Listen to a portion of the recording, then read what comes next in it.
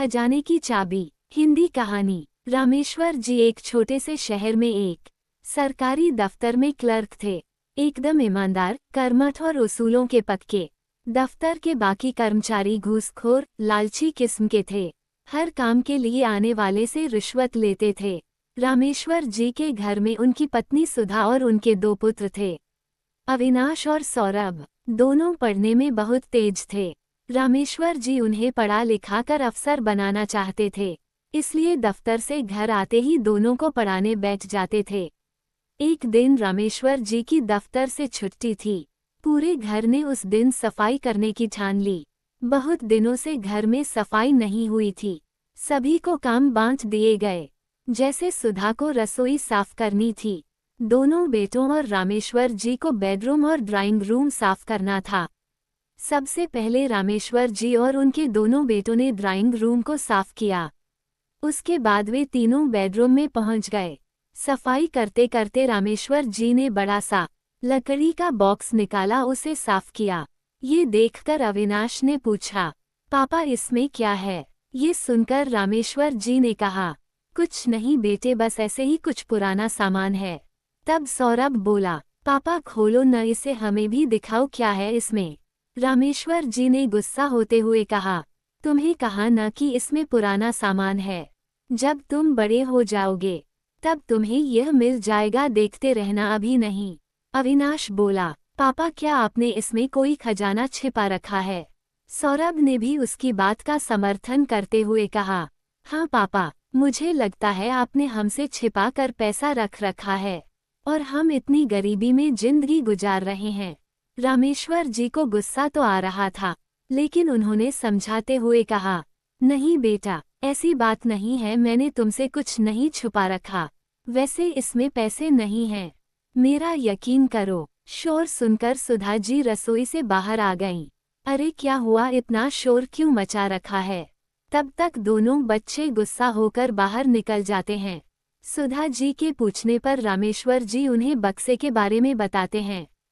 सुधा जी बोलती है, तो आप बक्सा खोलकर दिखा देते।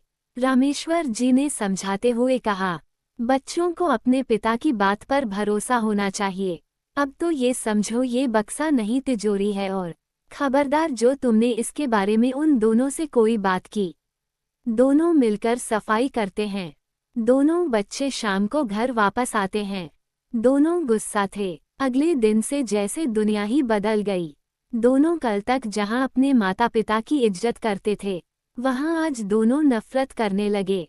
अविनाश और सौरभ को लगने लगा कि उसके पिता ने बहुत दौलत जमा कर रखी है और हमेशा गरीबी का रोना रोकर उन्हें हर चीज के लिए मना कर देते थे। वे बेचारे ये सोचकर कि पापा ईमानदार हैं, रिश्वत नहीं लेते, लेकिन उनके पापा ने तो बहुत पैसा दबा कर रख रखा है। सुबह दोनों स्कूल चले जाते हैं, लेकिन वहां भी उनका पढ़ाई में मन नहीं लगता। इधर रामेश्वर जी भी जब ऑफिस पहुंचते हैं तो उनका काम में मन नहीं लगता। सुधा जी बेमन से घर का काम निपटा रही थीं। पूरे घर का माहौल बदल गया था। दोपहर को दोनों बच्चे घर आते हैं। रास्ते में उन्होंने प्लान बनाया था कि घर जाकर सबसे पहले उस बक्से की चाबी ढूंढेंगे। घर आकर उन्होंने सुधा जी से भी ढंग से बात नहीं की। खाना खाकर अपने कमरे में चले गए। कुछ देर बाद सुधा जी घर का सामान लेने बाजार गईं। उनके जाते ही दोनों ने चाबी ढूंढना शुरू कर दिया। पूरा घर छान मारा, लेकिन उन्हें कहीं भी उस बड़े से ताले की चाबी नहीं मिली। फिर सौरभ ने एक हथौड़ी लेकर ताला तोड़ना शुरू कर दिया, लेकिन पुराने जमाने का ताला था जो कि बहुत मजबूत था। वह टस से मस न हुआ। दोनों थक हार कर बैठ गए और मम्मी के आने से पहले सब कुछ पहले जैसा कर दिया। शाम को रामेश्वर जी आए। वे बच्चों को पढ़ाने बैठे, लेकिन दोनों ने पढ़ने से मना कर दिया। रामेश्वर जी ने सोचा बच्चे नाराज हैं, कुछ दिनों में मान जाएंगे। इसी तरह कुछ समय बीत गया, लेकिन दोनों बच्चों का गुस्सा कम होने के बजाय बढ़ता ही जा रहा था। अब वे दोनों नए कपड़ों, खिलौनों के लिए जिद करने लगे। मना करने पर वह अपने माता पिता को उल्टा सीधा सुनाने लगे थे। उनकी नज़र में माता पिता की कोई इज्जत नहीं रह गई थी। रामेश्वर जी इस बात से बहुत दुखी थे। एक दिन जब अविनाश और सौरभ सो रहे थे तब रामेश्वर जी अपनी पत्नी सुधा के साथ घर छोड़कर चले गए। जब दोनों उठे तो देखा मेज पर एक चिट्ठी रखी है। उस पर एक बड़ी सी चाबी रखी थी। सौरभ ने लपक कर चाबी उठा ली। अविनाश बोला, पर जरा चिट्ठी में क्या लिखा है? सौरभ ने पढ़ना शुरू किया। बेटा अविनाश और सौरभ, तुम्हें लगता है मैंने खजाना छिपा रखा है, इसलिए आज ये खजाना मैं तुम्हें सौंप कर जा रहा हूँ। हम दोनों ये घर और खजाना तुम्हें देकर जा रहे हैं। तुम दोनों हमेशा खुश रहना। ये पढ़कर दोनों के होश उड़ गए। ये हमसे बहुत बड़ी गलती हो गई। अगर पापा कुछ जोड़ रहे थे तो काम तो हमारे ही आता। सौरभ बोला, भैया चलो एक बार देख ही लेते हैं कितना बड़ा खजाना है। दोनों जल्दी से बॉक्स खोलते हैं तो देखते हैं उसमें एक डायरी रखी थी। दोनों उसे निकालकर पढ़ते हैं तो उसमें उनके दादाजी ने रामेश्वर जी के लिए कुछ लिखा था। बेटा रामेश्वर, ये बातें अपने जीवन में उतारना, तुम्हारा जीवन खुशियों से भर जाएगा। 1. कभी झूठ मत बोलना। 2. कभी बेईमानी नहीं करना। 3. कभी काम से जी मत चुराना। 4. अपने से बड़ों का सम्मान करना। 5. पैसों का कभी लालच मत करना। यही जीवन का सबसे बड़ा खजाना है।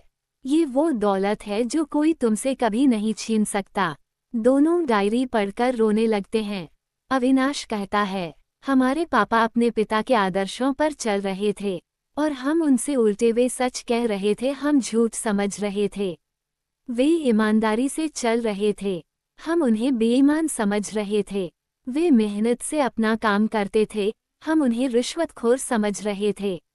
उन्होंने कभी पैसों का लालच नहीं किया, लेकिन हम इतने लालची हैं कि पैसों के लिए माता पिता को खो दिया।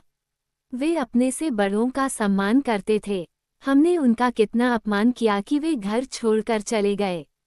दोनों सब कुछ छोड़कर माता पिता को ढूंढने के लिए चलने की तैयारी करते हैं। घर का ताला बंद करके जैसे ही बाहर निकलते हैं, सामने से रामेश्वर जी और सुधा जी आते दिखाई देते हैं। दोनों बच्चे उनसे लिपट जाते हैं और रोने लगते हैं। रामेश्वर जी कहते हैं, बेटा तुम्हें सही रास्ते पर लाने के लिए ही हम चले गए थे। दोनों उनके पैरों में गिरकर माफ़ी मांगने लगते हैं और उस दिन से दोनों माता पिता की सेवा करने लगते हैं।